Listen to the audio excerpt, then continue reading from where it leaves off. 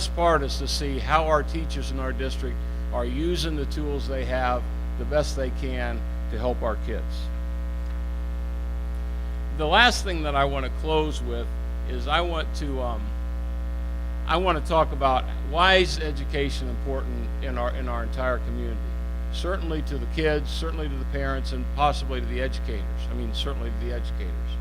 But for the general community, I want to make the case and remind you of the importance from an economic impact that a good school system has.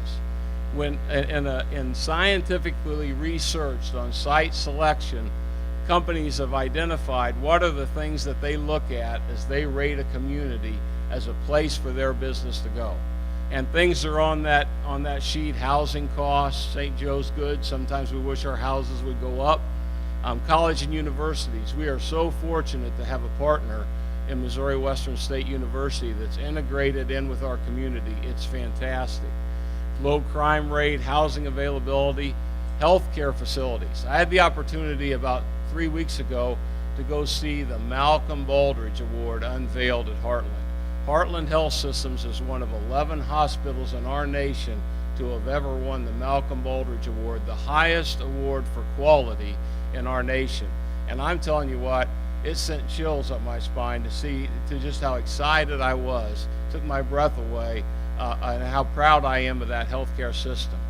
Recreational opportunities, climate and cultural opportunities. Now, when I say climate, I recommend that the site selection people don't come in January. What do you think about that? But the number one item, and I mention this because of personal experience, my family and I, we were here forever. 2 of our kids graduated from high school, and then we moved 10 years ago to Virginia. And 2 of our children ended up graduating from Virginia. And when I displanted, according to my wife, our family to Virginia, the very, very first thing we did when we looked at that community was go visit the schools. Because people that come here and are interested in a place are number one interested in what's the best place for my children. And I guarantee you, if we can do the things that we're attempting to do in these PAC meetings to make a difference in our school system, it will make a difference in our community. And I commend you for being here. At this time, I'm going to turn it over to Doug Flowers.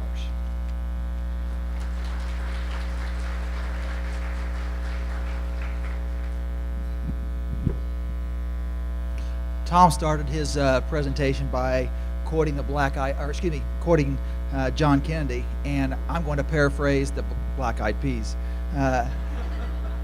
As I sit watching the Super Bowl and watching those halftime festivities, I'm sitting there listening to the Black Eyed Peas and their performance. And one of the things that was stated in that performance was, for President Obama, that we need to educate our children and we need to create new jobs. And I think those are the reasons why we come to events like this. Number one, we have the greatest responsibility, and as educators, we have the greatest job in the world. We have the opportunity to mold our most precious commodity, which is our children. And so we take that very seriously. We're going to start with some did you knows. In Missouri, the student-teacher ratio is 17-1.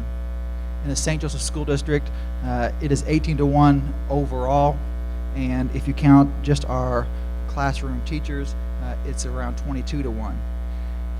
If you take those numbers into consideration, and if the St. Joseph School District were to get down to the 17-1, which is a Missouri ratio, that would be an additional $1.7 million a year. St. Joe School District hires between 70 and probably 100 plus teachers any given year. 70's probably been the lowest version since I've started this position 5 years ago, and we've gone as high as 118. So any given year, there's a great demand for hiring staff in our district. The St. Joe School District employs 1,600 full-time staff. Approximately 1,000 of those staff are certified, whether it be certified teachers or certified administrators. And we are the third largest employer in St. Joseph. Another fact, and we'll talk about this a little bit in a slide a little bit later. St. Joseph payroll, our total payroll, is actually down in 2010-11 compared to 2008 and 2009. When we talk about Missouri student to administrator ratio, the state's average is 188 students to every one administrator. In the St. Joseph School District, we average 221 students to every one administrator. And so again, if you do comparative numbers, and if we offered one administrator for 188 students, that would be an additional $700,000 a year for staffing. I think this next fact is very important because many times we're criticized because of the number of perceived administrators we have in this school district. Our current administrative cost per budget is 5.05%, which is the 8th lowest in the state of Missouri. So out of approximately 523 school districts, we rank number 8 from the bottom. And so I think that's an important thing for all of us to understand. The St. Joseph School District average years of service is 11.9 years. This has gone down fairly dramatically over the last 8 years or so. And so as we have many baby boomers who are starting to retire and have retired, our average years of service has gone down. Approximately 50% of our staff have advanced degrees, which would range from a master's all the way to a doctorate degree. And then the St. Joseph School District goal is to recruit and retain highly qualified staff. St. Joseph School District has been recognized by the Department of Elementary and Secondary Education, which we commonly refer to as DESE, for our high intensity, our high quality professional development. And as I look out at the audience, I think a prime example is sitting over there, not too far in front of me.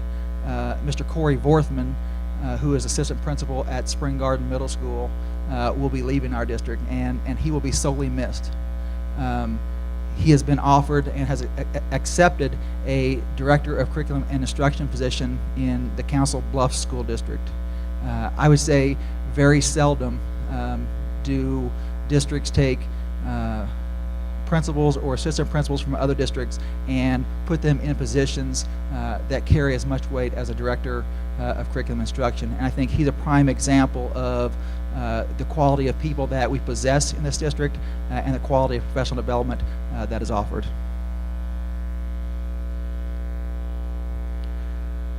My biggest job, which is goal 2 of the Comprehensive School Improvement Plan, which we commonly refer to as CSIP, is to recruit, develop, and retain a world-class staff.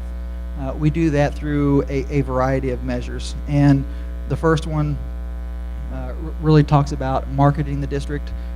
We do that in multiple ways.